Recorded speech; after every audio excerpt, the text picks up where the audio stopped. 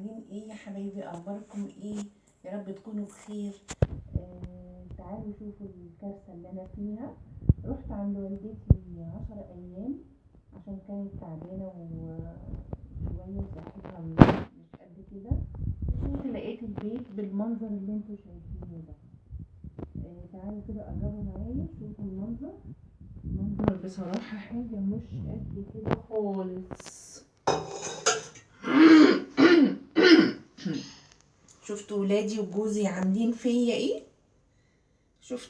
شفتوا اللي انا فيه؟ شفتوا الهنا اللي انا فيه؟ فالنهارده هننضف بقى كل الكلام ده ونرجع مطبخنا زي ما كان في الاول. ب... ب... يعني ننضف بقى ونشيل كل الهم اللي احنا فيه ده. بصراحة حاجة كده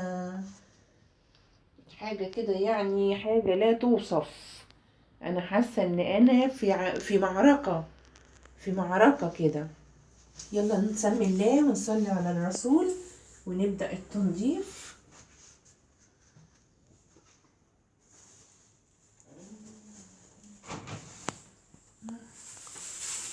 الله يا بنتي تعالي.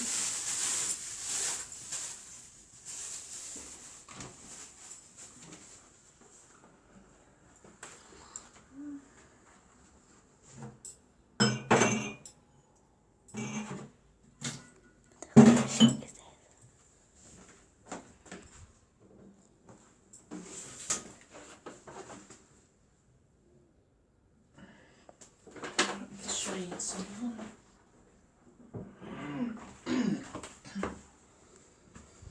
طبعا شفتوا الكارثة اللي انا فيها. والله احنا يا ستات لنا الله في اللي احنا فيه.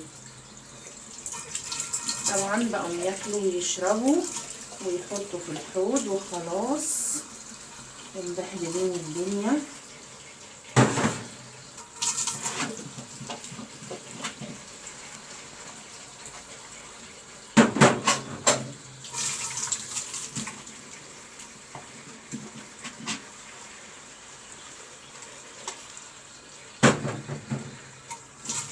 هنخلص اوان مش هناخد وقت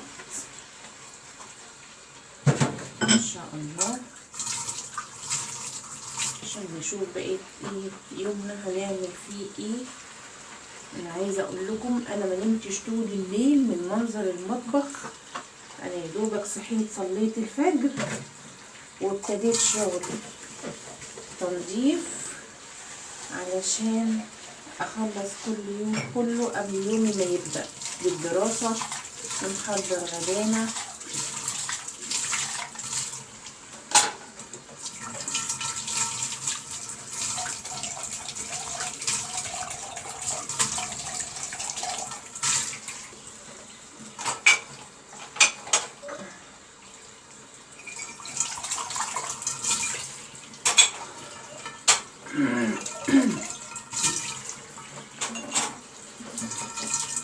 سلموا الله وصلوا على الرسول.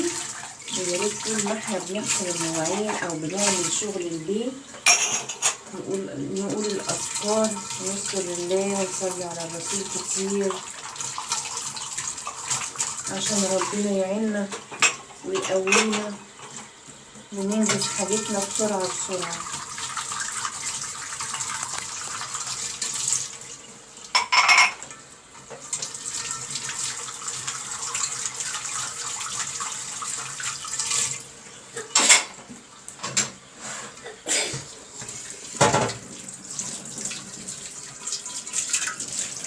عايزه اقول لكم انا شفت المنظر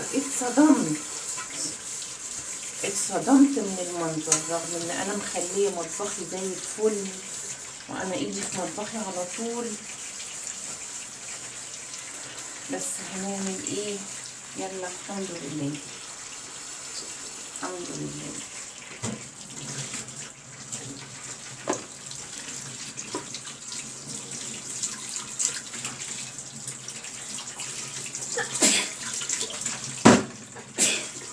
يا ريت تدعوا لوالدتي بالشفاء وربنا يقومها بينا بالسلامة ويخليها لينا يا رب.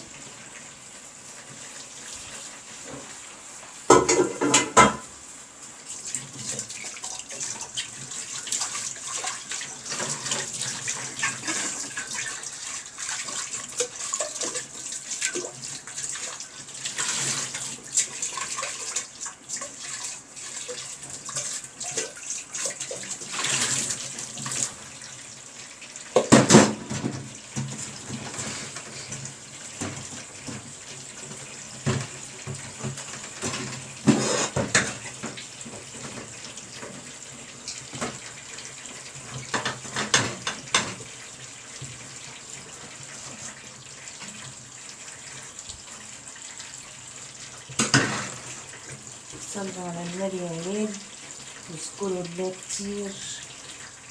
طول ما انت واقفه في المطبخ استبحي واستغفري، ربنا يبارك لك في مالك وفي بيتك وفي رزقك وفي ولادك. خلي الاذكار في بقك على طول ما انت بتعملي شغل البيت، عشان ربنا يهون الدنيا علينا.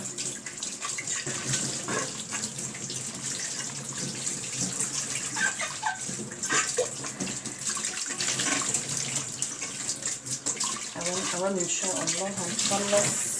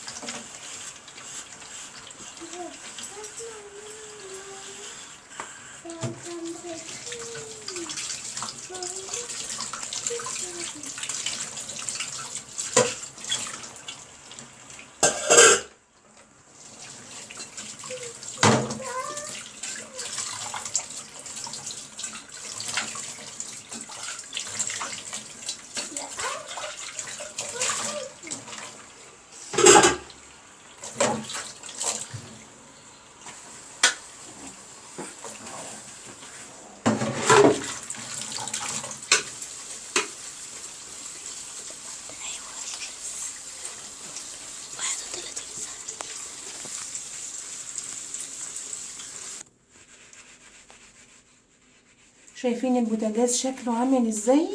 شايفين يرضي ربنا ده؟ شايفين؟ دلوقتي هنعمله، هنغسله بعد ما نخلص المواعين، هيرجع زي الفل وبيبرق زي الاول.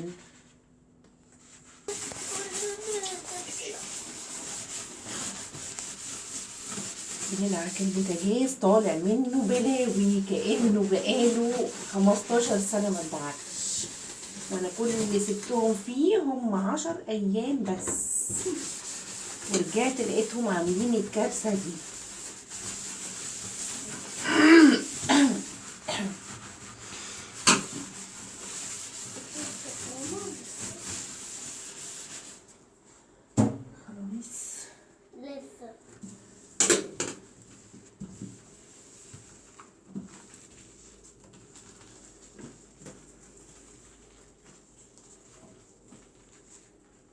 موقف بصراحة الواحد زي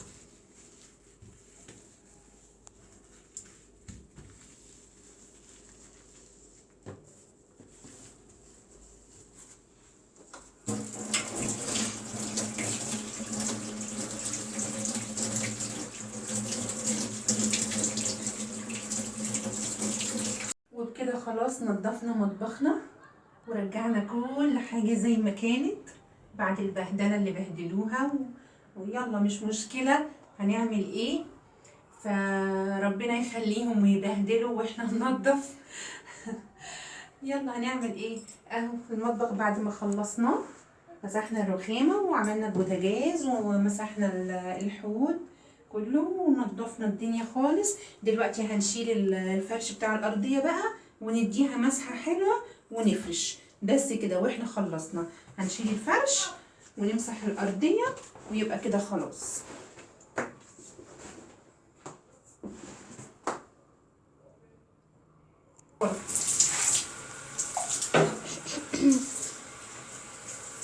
وكده ننضف الارضية يبقى كده خلاص.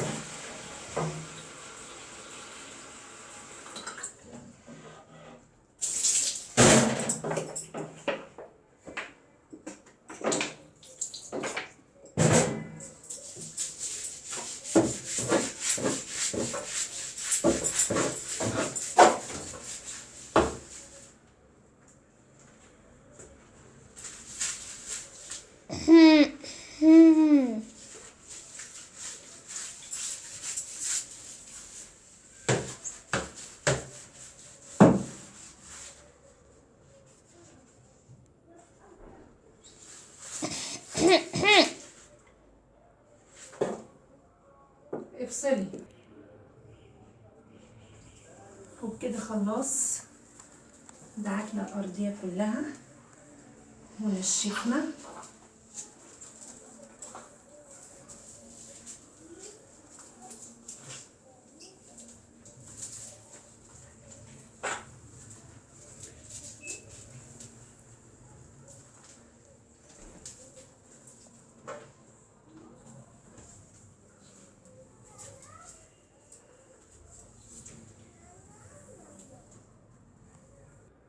وكده خلاص خلصنا وفرشنا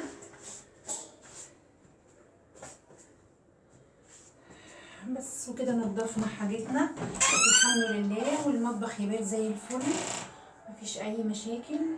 يلا وربنا يخليهم لينا يبهدلوا واحنا ننضف. وانتظرونا ان شاء الله في ترتيبات رمضان وتجديد للمطبخ ان شاء الله على رمضان. كنت معكم رحاب حسين.